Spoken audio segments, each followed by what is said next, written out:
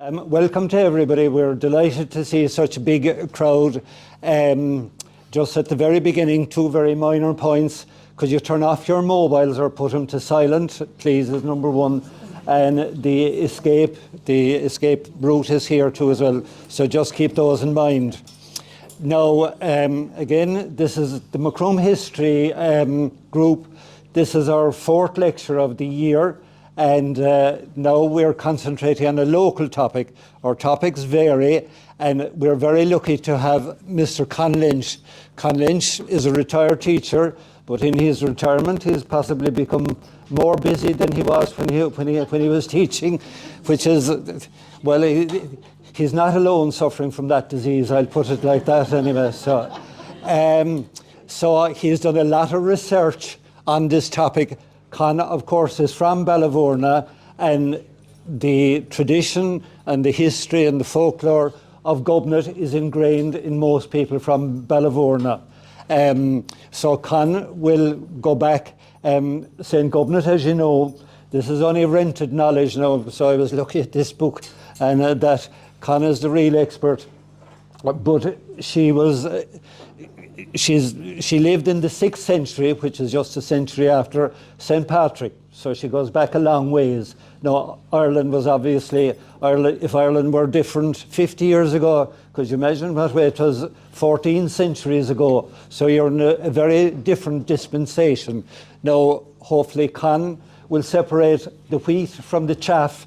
Basically, he will have his history done, and he'll examine the folklore, etc. Now, I think very wisely the book is called People and Places Associated with St. Gobnet, because the history associated, the documented history going back to the 6th century would not be great. I think a lot of the information, for example, about St. Patrick comes from a life that's written about St. Patrick, but that's, as I understand it, is not available for St. Gobnet. So, but whatever she did, she obviously had some bit of magic, because her people are still venerating.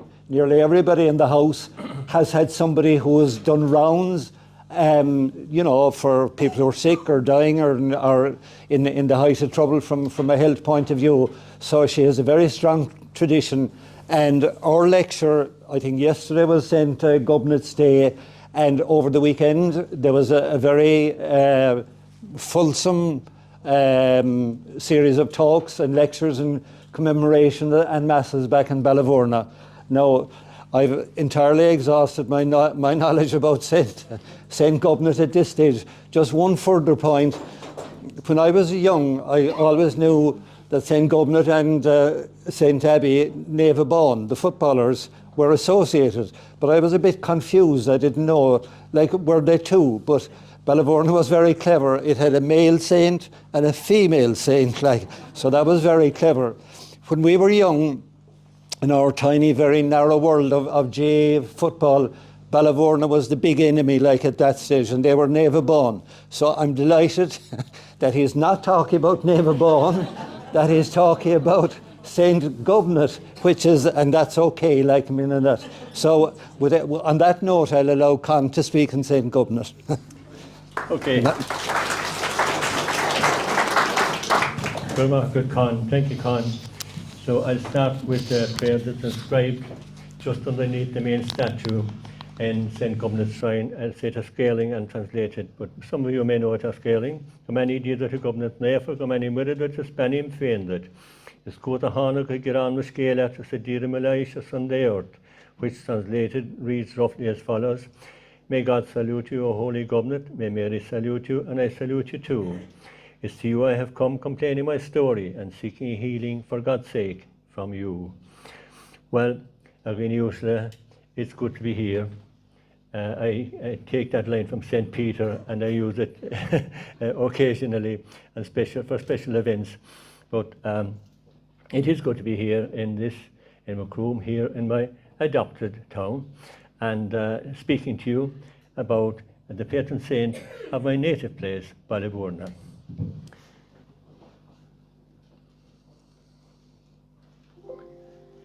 I have chosen for the subject of this talk, Government's legacy and enduring impact on the province of Munster. And here goes. Now, her impact is very enormous. So, at least 8 holy wells, 6 schools, 5 churches, 3 cemeteries, a GAA club, sports centre, a nursing home, a hotel, a funeral home, a wood, a road, and a vogue, a housing estate and section of another, and a sensory garden are all named in her honour. Her impact on people is equally impressive. Government impacted on counties Galway, Kerry, Limerick, Waterford and Cork. Girls bear her name to this day. Houses bear her name. Townlands in Kerry, Limerick, Waterford and Cork bear her name. Statues of Government are to be seen in 6 different churches. She is portrayed in beautifully painted icons and is depicted in stained glass windows in at least 7 different locations, including the Honan Chapel, UCC, in St. Coleman's Cathedral Cove, in St. Finbarr's Oratory in Gugan, in Ballyvoon, of course, and Kilgovernor County, Waterford, as well as in a school. Government's impact on the Church. Government is recognised as a saint by the Irish bishops. Her shrine in Ballyvoon was accorded the status of a special place of pilgrimage for the Jubilee year of 2000. In 1601, Pope Clement VIII granted a full indulgence to anyone who prayed there on her feast day. Government's legacy to Munster is widely spread geographically, and she could justifiably be regarded as the patron saint of Munster.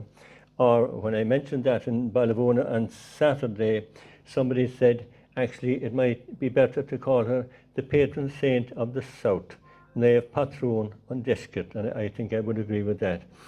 So please observe this picture. Which Maura O'Sullivan painted especially for the cover of my book on Government. Government is portrayed as a young woman, and she had to be young to have travelled the Ashter, the long journey from Inishere to Ballyvoon. She is wearing the colourful clothing of her era, a lena and cloak. Her hair is auburn red, and her gaze is to the right as she contemplates the mysterious. Now, the colour of the auburn red hair is because that's the colour in Harry Clark's window in UCC.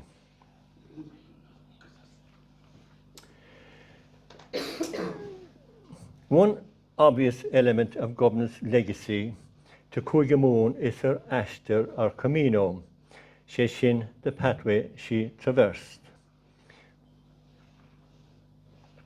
Now, since there were more governments than one, even at that time, I based my book on the government who A, was searching for 9 white deer, and who was associated with locations where a holy well or liss or town that still bear her name exists. B, on locations where I found evidence that the 11th of February was recognized in that place as her feast day. And C, on locations where there was credible evidence that her feast day was commemorated on the 11th of February in the past or in the present. The route I chose, after considering different possible routes, is substantively based on the above criteria, but also on the position of the places with which she is associated in the modern map of Ireland, on the tradition that she was told to travel Deishil, Idrona Grena, towards the sun. Now there are different interpretations of what it actually means, but we could generally accept that it's to the south or towards the sun or in the path of the sun. So that also helps to decide the direction that she travelled. And the fourth criteria was on the type of terrain along the route, and I observed from the places she sojourned, with the exception of one, that they were all in hilly or mountainy areas. So she obviously calculated that that would be the place where she would have the best chance of seeing 9 white deer. Now, however, I want to stress that no one knows for certain what precise route Gobnet travelled to the places with which she is associated. Now, I traversed and mapped that aster for my book on Gobnet, published in 2023, and that aster just took in the places that I was definitely sure she had been associated with. And they included the uniquely beautiful island of Inisheer, Doonqueen and Kerry with its magnificent views of the wild Atlantic, Kilgobbinett and Kerry. By the way, that Kilgobbinett is near to Beaufort, where our former priest, the late Father Timmy O'Connor, was a native of that place.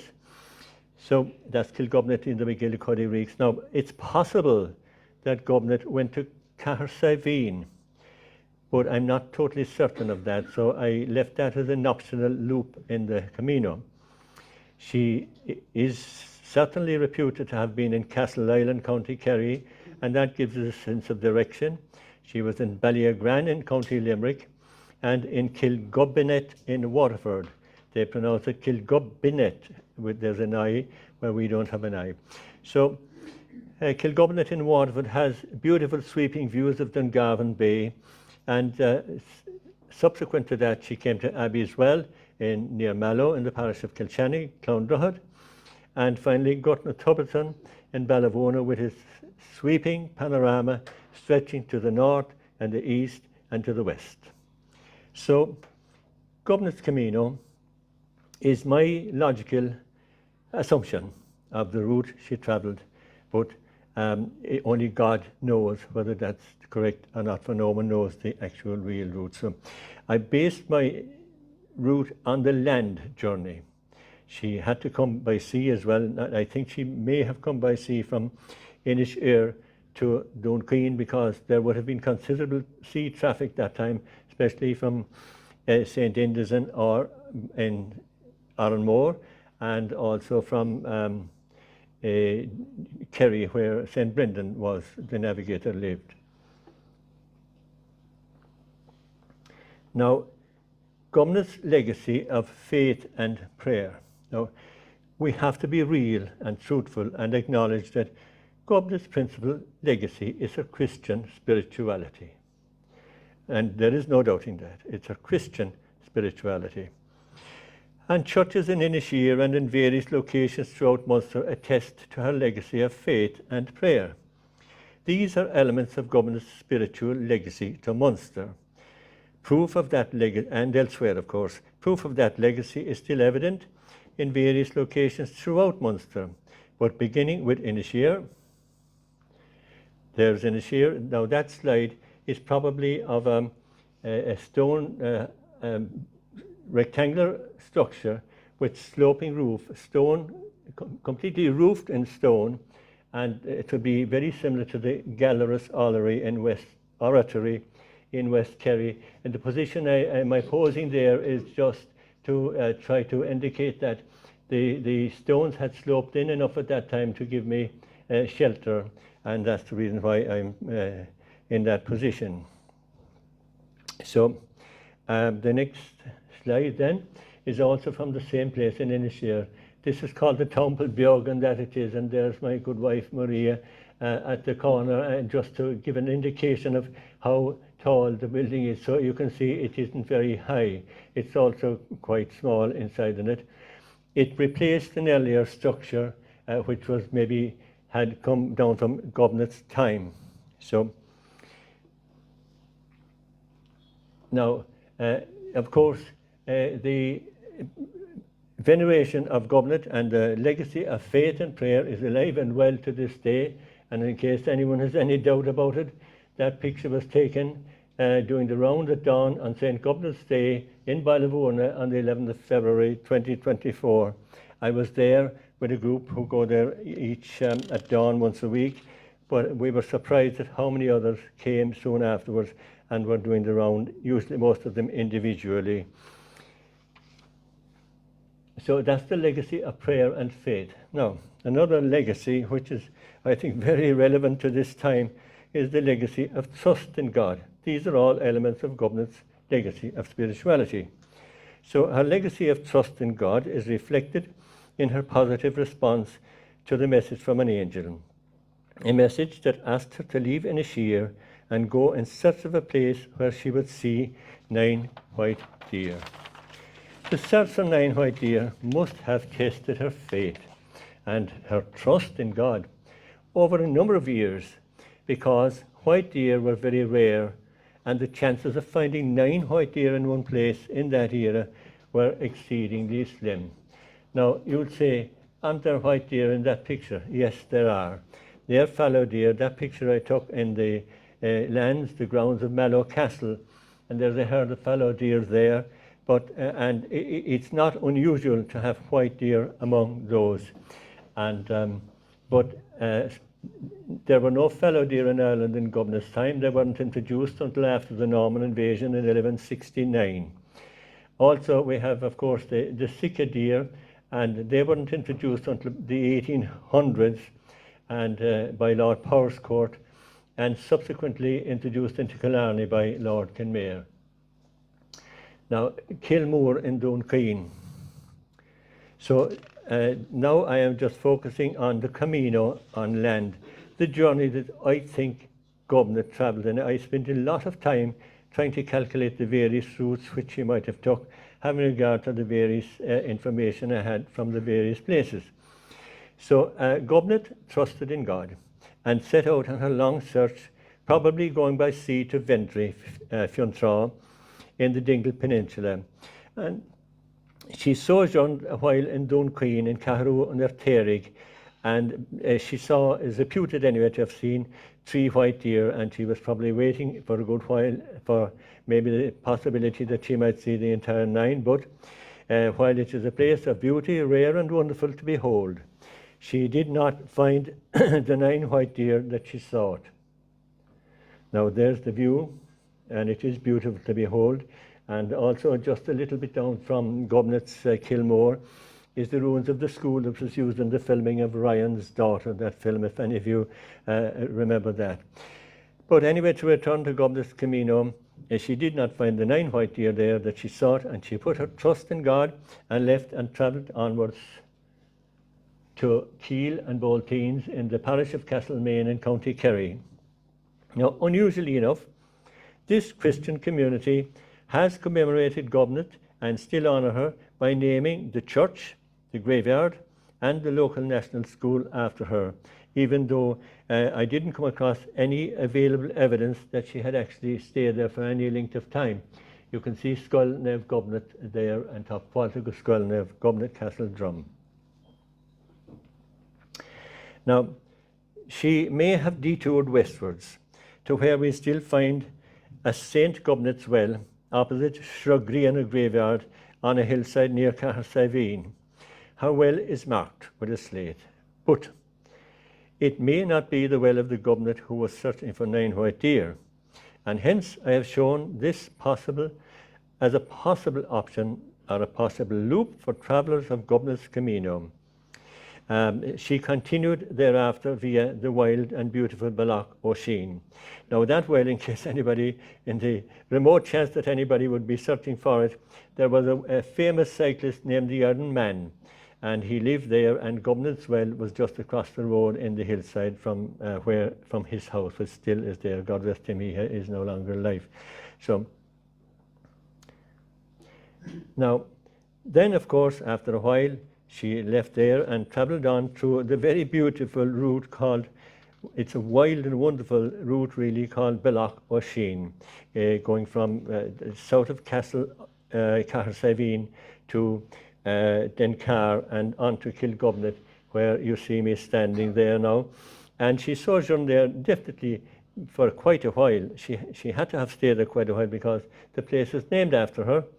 And besides, there was a church there, there was a list there, there was a Gobnet's Well there, and there was a children's graveyard there. Now, all that remains is what you see there, I'm standing in the middle of the church, and it's completely obliterated with ivy and white thorns, and it's just a pity. Now, on a point of information, that's one of the churches that Cromwell actually demolished, a predecessor to that one naturally, in 1649 when he was going around the country. That was one of his main occupations at the time, apart from slaughtering people. So there's that's the only visible sign of her, except there is or a portion of the ditch, shall we say, the circular ditch of the Liss is still standing, but the rest has fallen to progress. Now, despite her not finding 9 white deer in Kilgobnet, Gobnet trusted in God that she would eventually find them. Thereafter, Gobnet probably headed for the Malacca Mountains via Castle Island. Now, I found evidence, strong evidence, in a book that she did actually see 6 white deer in Castle Island, and that also helped me to point the direction in which she travelled. But anyway, she probably headed again for the high mountains, Malacca and via Castle Island, before heading eastwards towards the Ballyhowra and Galtee Mountains via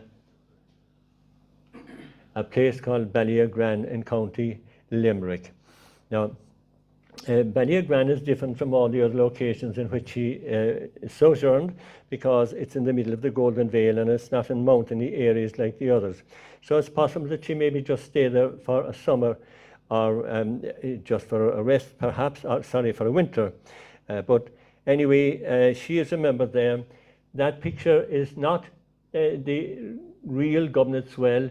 The man who owned the place was good enough to clean out the well on the morning of the day I visited, my second or third visit to that place. He said that the original Gobnet's well was maybe a little bit at the back of that, between that and the nearby ditch. So anyway, there's a townland named after there, a part of a townland called Kilgobnet. There's Kilgobnet House, and there's a Liss Gobnet, which is still intact. Now, next we find her, there was another well, all right, probably may have been associated with her along the way, called Deborah's Well, but I couldn't find any evidence to support that, apart from the fact that Deborah is sometimes regarded as a translation of Gobnet. But I continued on further to a place called Tubber Bohercaran, which is where the well is named in her honour, and you can see the beautiful sign that's handcrafted there.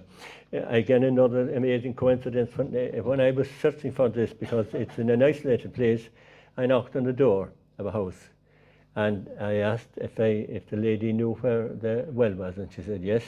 There's a lovely sign beside it that my father made. So I thought that was a great coincidence. So anyway, then she travelled on. Again, I considered this very, very carefully, but you see, if she was heading towards the sun doesn't always, where the sun rises changes a bit as we come into deep summer. So you probably have observed that, but she was probably heading anyway towards Waterford. And I just assumed, I'm not swearing to that she travelled to the beautiful Glenavahaloe. And some of the views there were reminiscent of the views in Ballyghan. So, and eventually she arrived down near Dungarvan in this place, that picture I took on a beautiful summer day. So it has beautiful view of Dungarvan Bay. So there's the church in Kilgobnet in County Waterford. Now, in that place, the parish is named after her. There are 3 parts in it, Culligan, Tournina, or Culligan, and I can't think of the other one now. There are 3 parts anyway, and it's named Kilgobnet. But the football pitch, the club, the sports centre, the school, and once upon a time they had a handball club, and they were all named after St. Gobnet. And somebody told me recently they have another club just started in recent times, and that's also named after Gobnet in in Kilgobnet in County Waterford. Now, Gobnet, people and places associated with St. Gobnet, that sometimes you can have spin-off results from a book all positive, I hope, which were never intended and never planned about this particular place.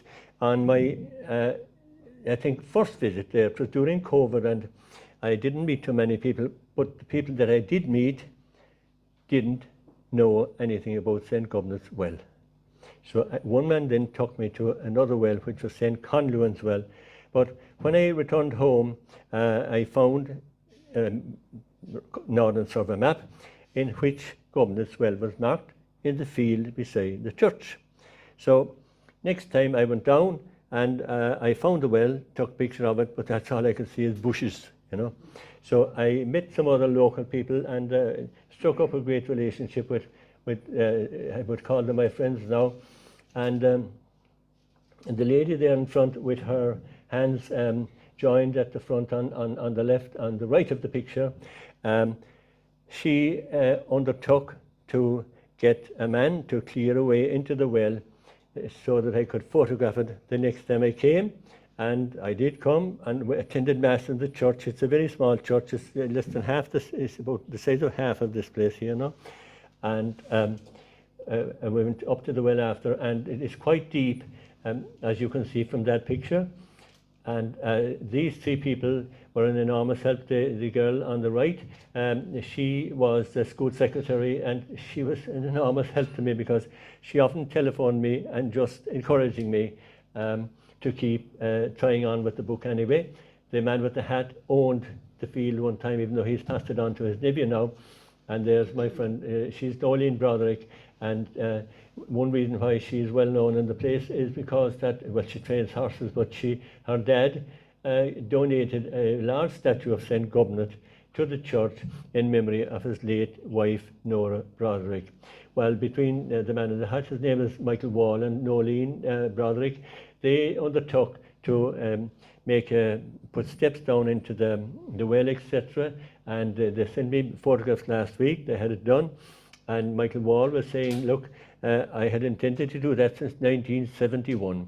And he said, but he said, when you came down, you put the wind under us. So I said that it was just not me, but Gobnet that sent it, that I was just a messenger. And I believe that. So he was very pleased. He actually phoned me twice about it.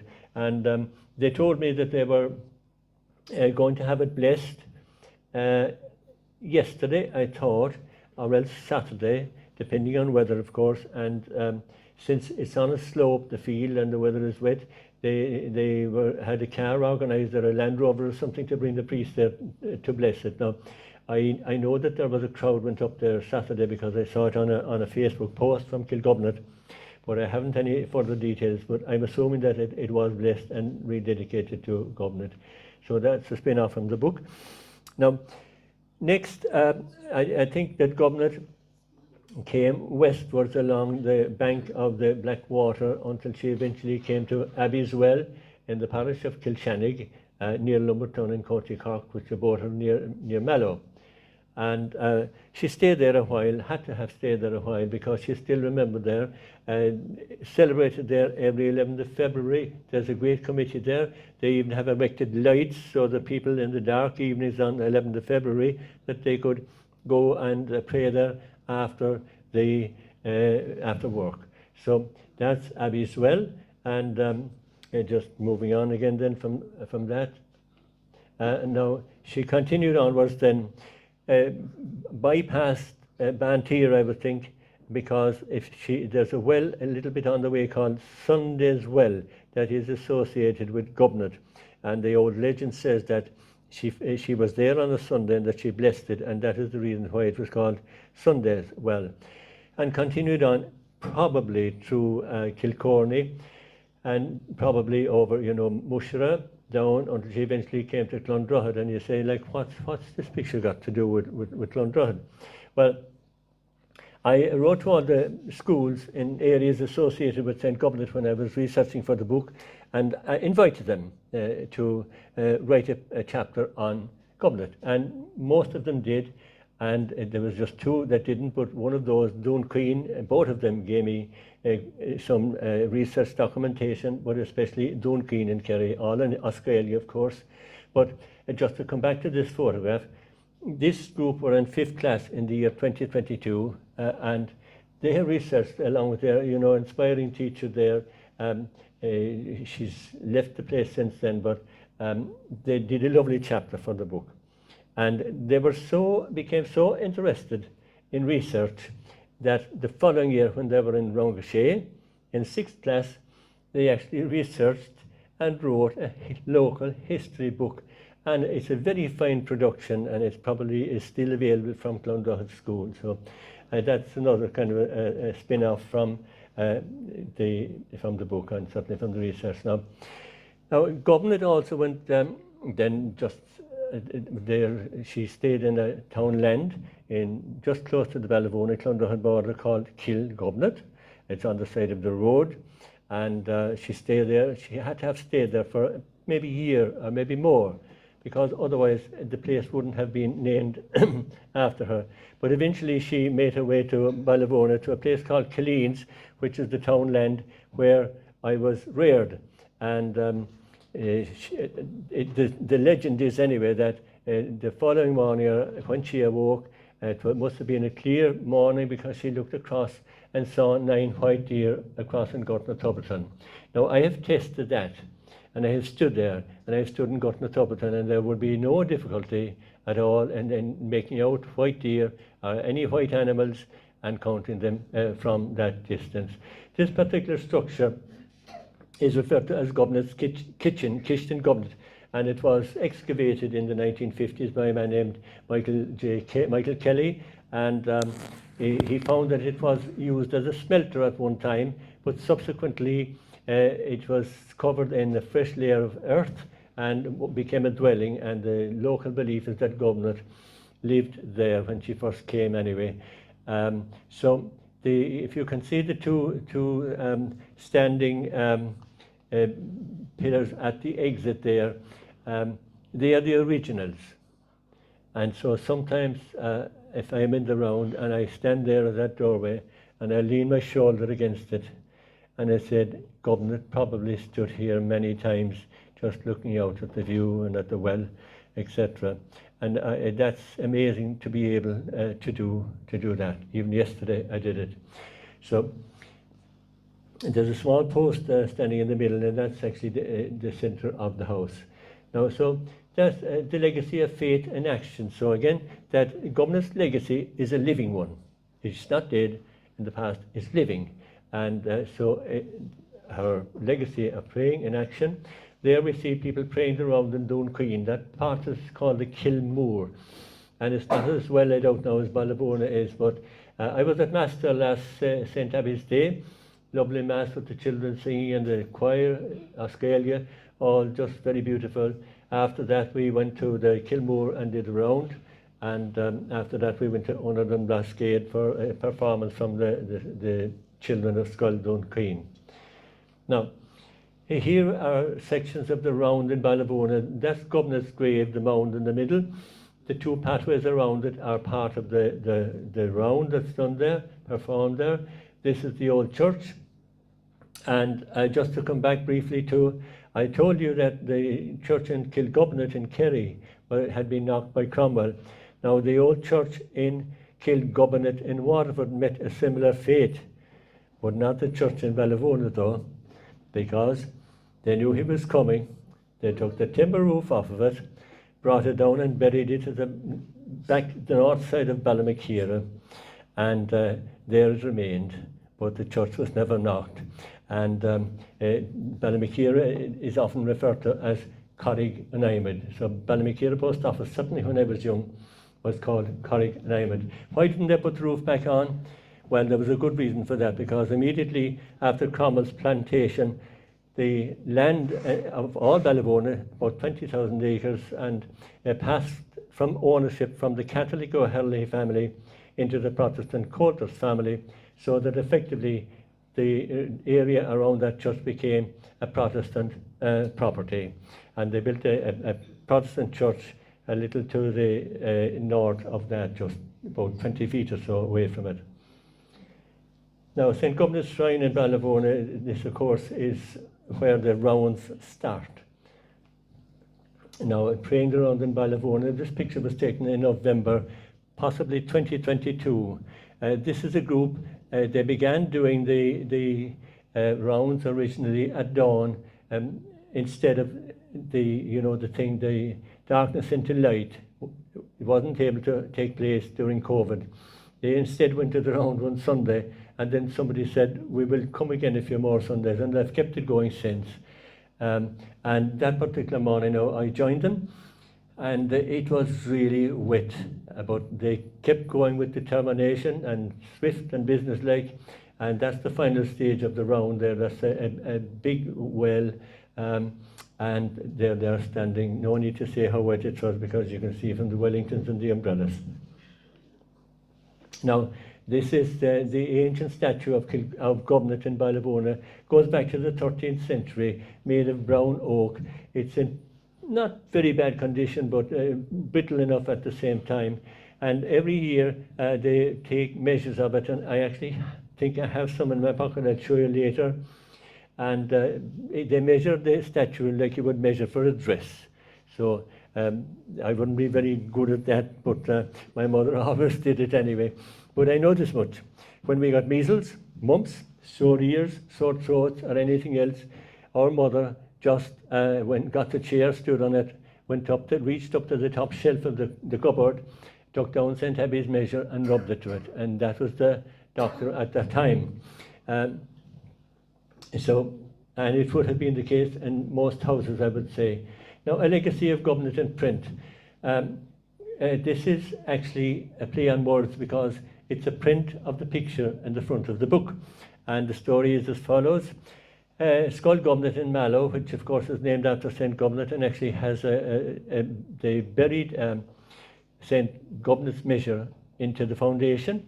And the teachers there asked me, they said they were looking for a picture of Goblet, of a person, of Goblet, but not of a statue, but of a person. And when they saw the cover of the book, they were happy that it would make an ideal a picture for their school. So I ordered some prints, and they bought quite a big one. And it sums up, I think, the actual legacy of Goblet, because underneath the caption reads, Goblet, a woman of caring, faith, courage, prayer, and trust in God. On the Irish version, Cuairmú Credav, Mishnach, Urni Ismunin Inia. So just again, by way of influence, how I think can influence something else. Tomorrow, they are blessing that portrait in the school in Skull Goblet and in Mallow after Mass at 10 o'clock in the nearby church. And I'll be going out there just for the occasion. And they bought a big picture, and they will be unveiling it tomorrow. So Goblet's legacy of courage, caring, and healing. So with caring and courage, and a little help from the bees, of course, sometimes, Goblet defended the people against invaders and robbers. With her caring, her great spiritual power, she protected the people from the plague. There's a field near Pownabro in East Toonlawn in Ballyvourney, and the time of the plague, a plague that was there in her time, she went there, and while it had ravaged many other places, she stood on a rock there and ordered the plague not to proceed any further. And it didn't, so nobody died in Ballyvourney from the plague, and that field is known as Parkeen a Floig, the field of the plague. So then also the last point there, with her caring and spiritual power, she healed hundreds of people and continues to heal. Now, Goblet's legacy of healing, this is a list that's in the book, and I'll just read through there. I know you'll be reading it yourself, but just the boy who jumped off his mother's back, the boy with the limp, the little girl who was unable to walk, the 7-year-old boy who was crippled, the man who was cured of cancer, the man with the wrenched knee, the woman whose bone cancer was cured, and the young man whose leg was to be amputated, all healed by Goblet. There's only one of those still alive, the boy with the limp. And I'll tell you that story because he told me so himself. When he was about 7 to 9 years old, he developed a limp and was hospitalized for certainly more than 1 month. Maybe just 2 months, but he wasn't very sure of the the length of time, but it was a long time. But unfortunately, when he returned home, the limp returned with him. And his parents took him to St. Gobnus, to the shrine, and he couldn't remember whether they did a round or not, but he knew that they took him to the shrine. And that was on a Sunday evening, and Wednesday morning when he got up, there was no trace of the limp. When I heard it, it almost made the hair stand on my head, you know. And by way of verification of that, that was about 1954, I think, the year in which there was a big ploughing match in Killarney. It might have been the World Ploughing Match, but anyway, it was a big ploughing match anyway. And his parents took him there, and and by one of the great coincidences among the thousands of people that were there, who should they meet but the doctor in whose care he was in the hospital in Cork, a very eminent and a great man. And naturally they spoke of the boy, and they explained to him about taking him to St. Gobnus and how the limp was on a Sunday evening and how the limp was gone Wednesday morning. So he said to the boy, walk out there until I see you. And there was crowd milling around, because as there is in such places, and he said to the crowd, keep back, make way. And he watched the boy walking, and he turned to the parents of the boy and said words to the effect of the following: whoever cured that limp had greater power than we had. So that's, I suppose, a very unofficial confirmation of one miracle at least. Now, folklore and legends, I'm wary a bit of those, you know, so there are some, including one about the Gaudy Dove. You know, the Gaudy Dove was a robber, and he stole the jewels, or whatever, not jewels, but whatever valuables were in the church, and government put a spell on him. So he spent the night riding around the church on his horse.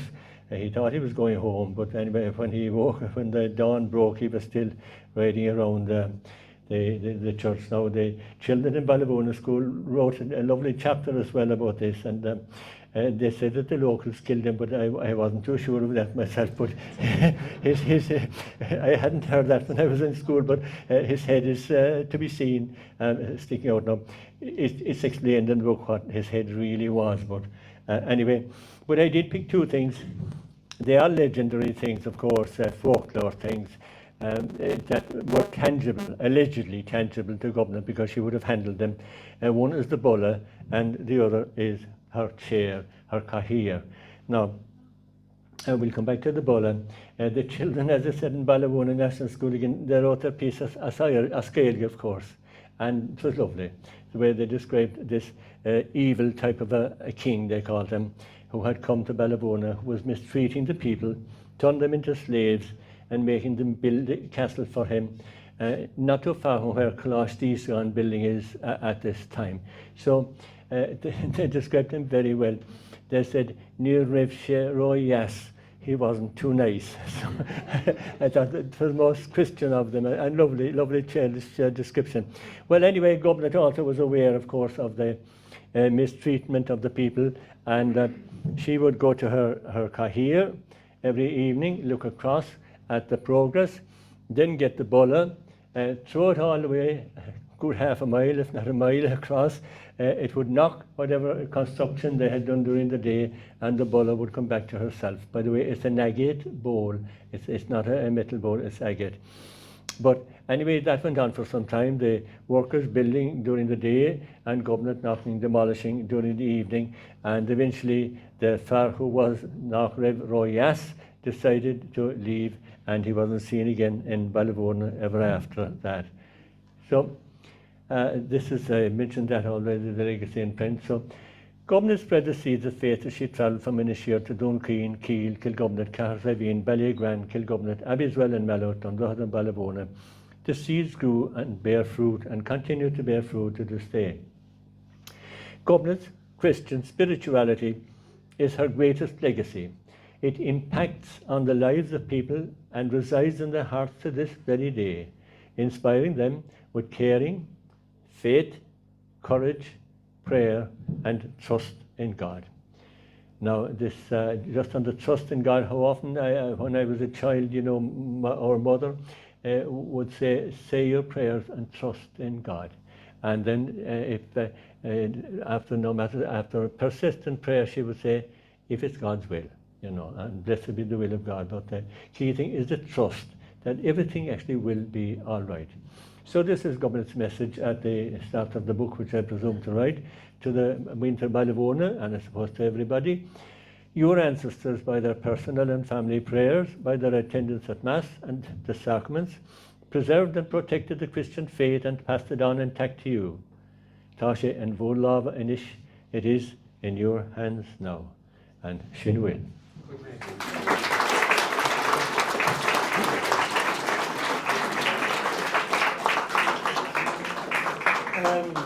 I would say on behalf of everybody here, I'd like to thank and compliment Con on a brilliant talk.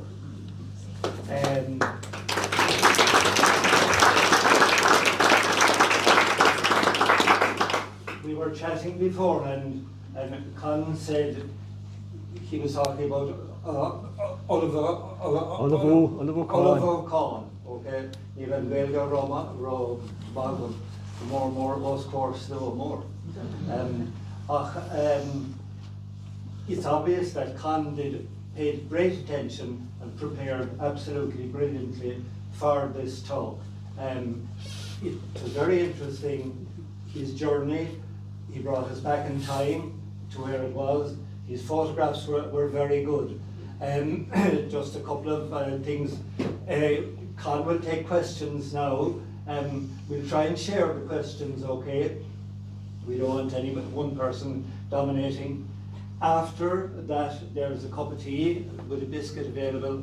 We'll have a raffle, and I'm sure Con will be able to to answer your questions. So when he has his glass of water, when he's rehydrated, he can. I suppose the only thing from a personal point of view, if St. Governor was around when I was working fully, maybe I wouldn't have had a good business. Right? And so if anybody has questions, bang away there. Yeah. I was just wondering. Sorry, you might stand up and I was just wondering the cures. Oh, no, it's just the people that were cured. You had a list of maybe up to Yes. 10, and you spoke that you had met one of them. Yes. How did you pick the other ones? And Actually, I had some I heard, some I knew of already, and one incidentally was the one about the bone cancer. I happened to have a man working in the house when I was preparing this book, and he told me absolutely, definitively, and his definitive belief that his mother was cured from bone cancer. That's how I heard that one. The boy who jumped off his mother's back, I had from my dad when I was, a long time ago. Basically, that his mother was, he wasn't able to walk, so his mother took him just quite a few miles to St. Gumnus every morning. She was doing it for either 21 days or 9 days. They're the two type of novenas there.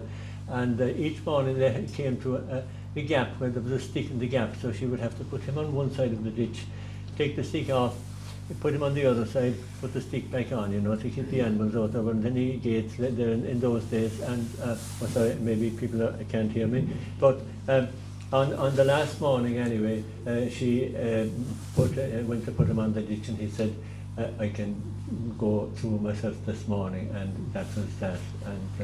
And there was a lady, a woman named Henny Cockby, wrote a small little booklet as well about her cures.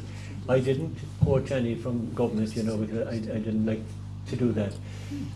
Some of the others, I know one of them is related to somebody who lived in Macroom, and the one with the man whose leg was to be amputated, that wasn't in the first edition, but it's in the second edition, because I hadn't cleared it, with his, I wanted to talk to his family, and so they were very pleased, but his mother in faith wouldn't let the doctor amputate, and she brought him home, and eventually turned to, for a long time, doing rounds to government, and finally he left his crutch there one day at St. Gumnus grave, that mound that was shown there, and walked home. Now that's maybe a bit dramatic, but it didn't happen like that. It gradually, and he never again had trouble for it. But I know this much. That man had great veneration for St. Governor, for I often saw him in the church there beside the statue there praying to Governor. Yeah. Very good, thank you. Well, there's such a long list. Yes. You know, Well, there's such long lists of people that would say they had been cured. I was wondering how you picked those ones. Yeah, there would be. I know there are others in more recent times, but I didn't put them down, and I didn't hear of too many, but I heard that there were.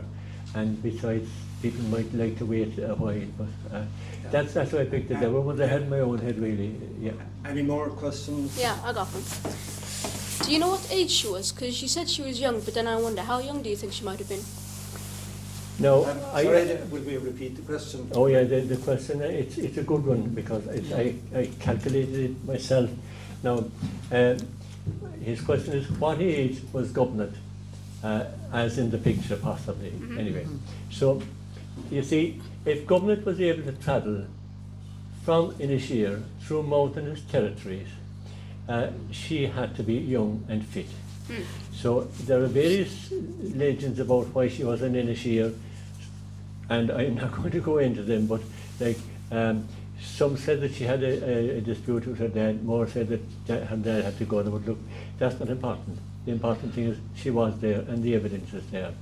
So in order to travel all that distance, I figured that I calculated that she was probably in her late 20s or early 30s, and that was the parameter I gave to Maura O'Sullivan when she drew that painting. So, yeah, I don't know how long she lived then, I don't know, but she had a convent in Ballybona, and which was blessed by Con's friend, never born.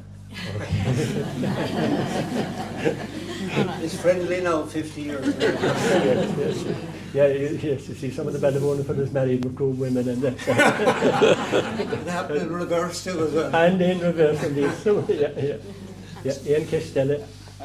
Ian Kistella, any other questions? Was he ever born at the same time as St. Governor? It's believed that he was. Now, I don't know a huge amount of information on him, but I did get some stuff from a man in Killarney. It's amazing the help I got, in doing this project. People who have me on radio and contacted me with material, amazing help. But his research would indicate that yes, they were contemporaries, but that the theory, much expanded in modern times, that they were brother and sister, it could not be true. Oh, yes. Because that the Governor is reputed to be from the Connacht area anyway, and or Galway maybe, but most likely, Connacht anyway, and that she would have been a descendant possibly of Conor Moore, a king, but on the other hand, Aban, the genealogy traced him back to the Kinsellas of, I think it's Mead, I think, and he actually had a monastery there. He travelled around a bit and he founded monasteries and then moved on. And we know, some say he was a bishop, but there's no evidence for that I know of, other than that he did visit Rome.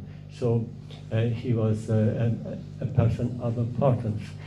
So maybe we should pray a bit more to him and Ballymona. No, don't. Anybody else? Questions?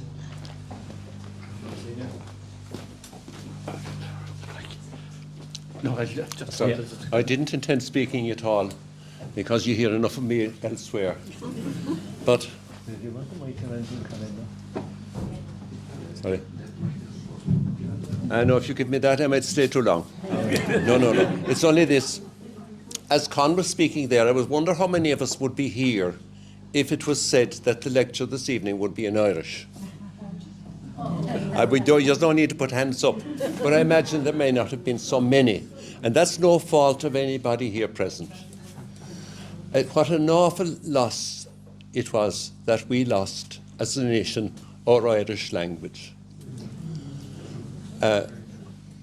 You began there, you spoke, we had a fair bit of Irish during the lecture, do you know? We had Inish here and Dún Chuin, and we had about the Fal nach Revroyas in Ballyvourne.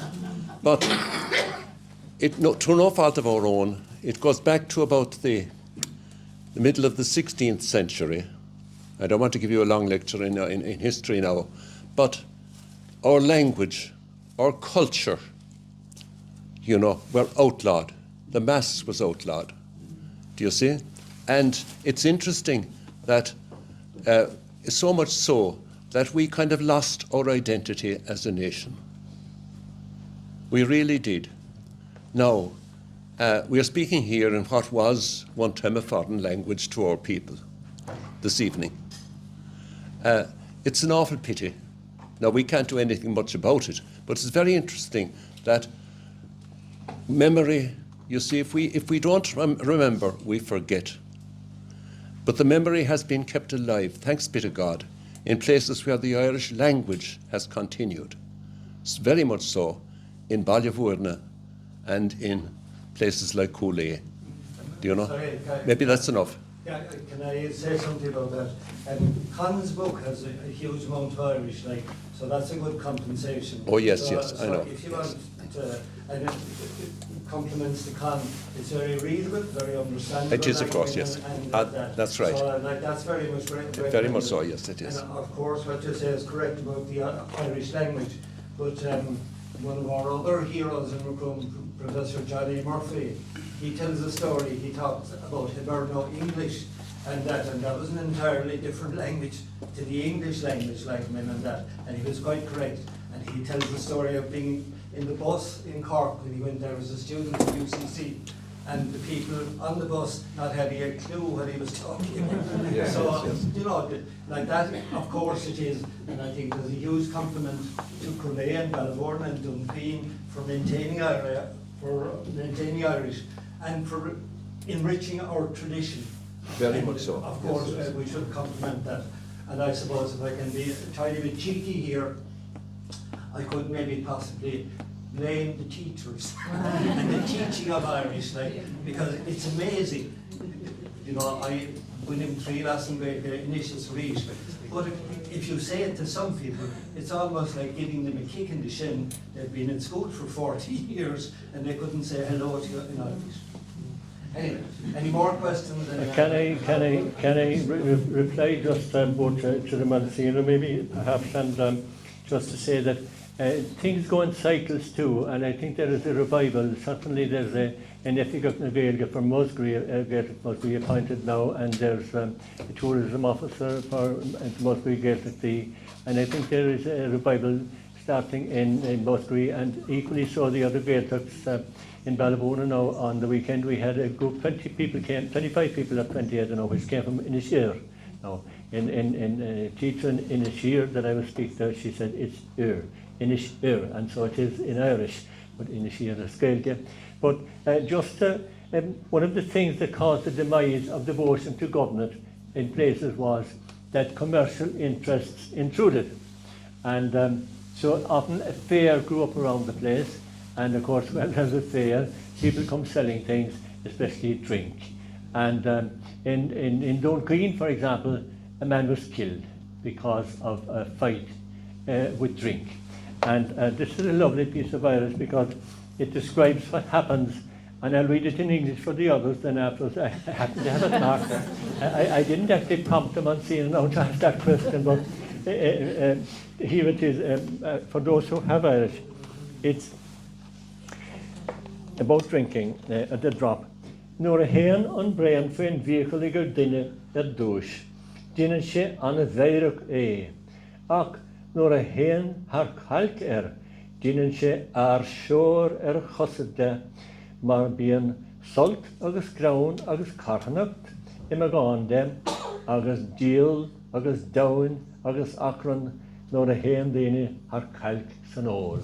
So that's lovely Irish from Dunqueen, from a book written by somebody there. It's referenced in the book, but for those who wouldn't be familiar with the Irish, we'll translate it for you. By the way, the chapters in the book that are in Irish were from the Gaelic tea, but I also translated them into English. So here's what that piece reads. When the drop at first goes under the tooth in a person, it makes him very jolly, but when it goes too far on him, it makes him into a demon, because there is joy and fun and charity in a small amount of it, and devil and demon and strife when a person goes beyond the chalk drinking.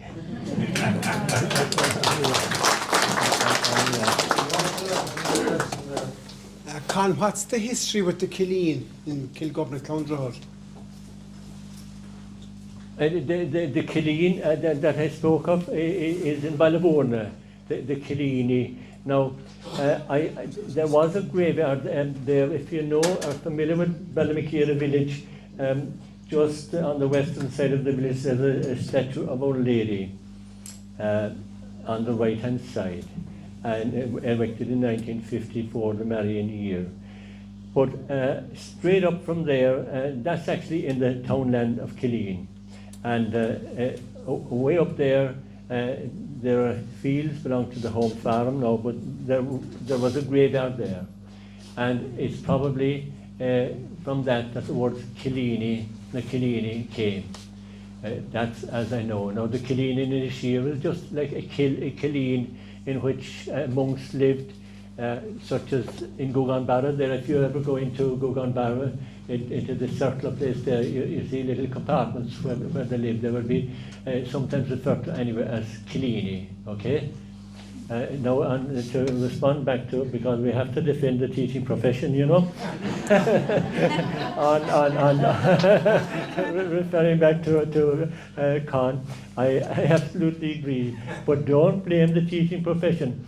Blame the people who designed the programs, and they have messed up. They have messed up not only that program, they have messed up mathematics and made simple things very difficult for children to understand. And they have overloaded the curriculum so that they have reduced the time for mathematics from 5 hours, what it used to be, to 3.5, and then they wonder why the standard of maths isn't as good as it used to be. So.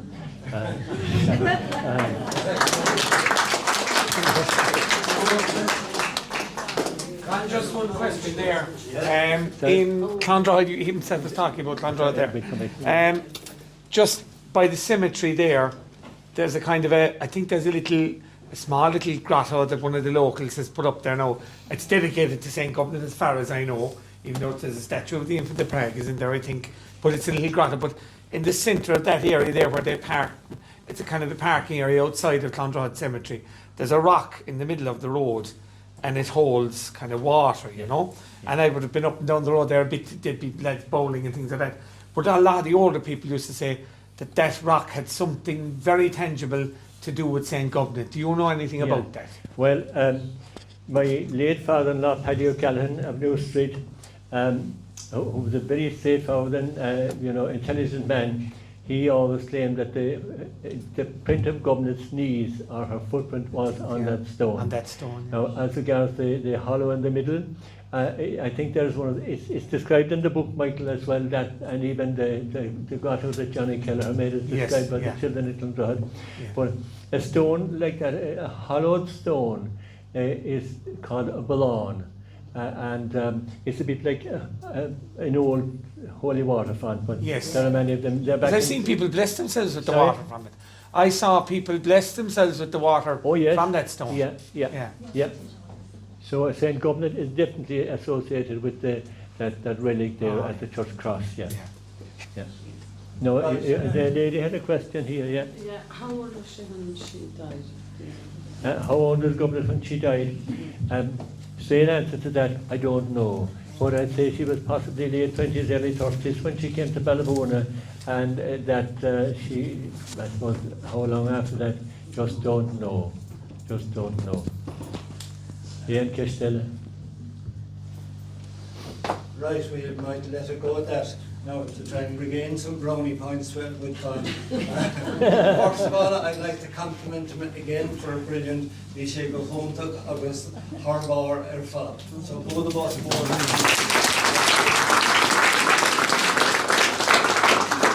I should have mentioned this much earlier, but Con's book is on sale here, so he would be the selling. And finally, tea and coffee beckons over here, so if anybody wants and home if you want, but there's no obligation. So thanks very much for coming. Oh yes.